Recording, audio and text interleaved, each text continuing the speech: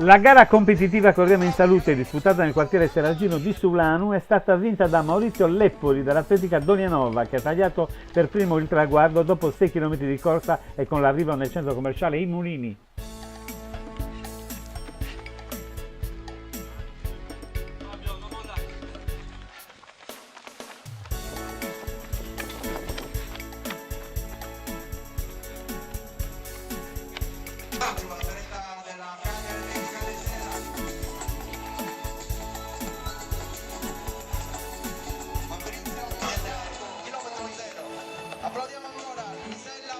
Ma a vincere sono stati anche i tanti che hanno partecipato per la corsa o passeggiata non competitiva di 3 km. Un'occasione per far correre tutti compresi i bambini che hanno emulato i loro genitori nella competizione loro destinata.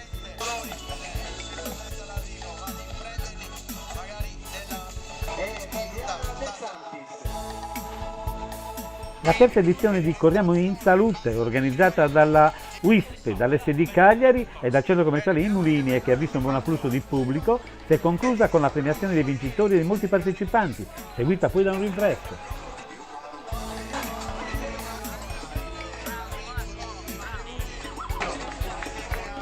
Da segnalare qualche problema per la viabilità del quartiere che, per la sua conformazione e per la chiusura di strade, non ha permesso a tanti di raggiungere la propria abitazione con l'auto.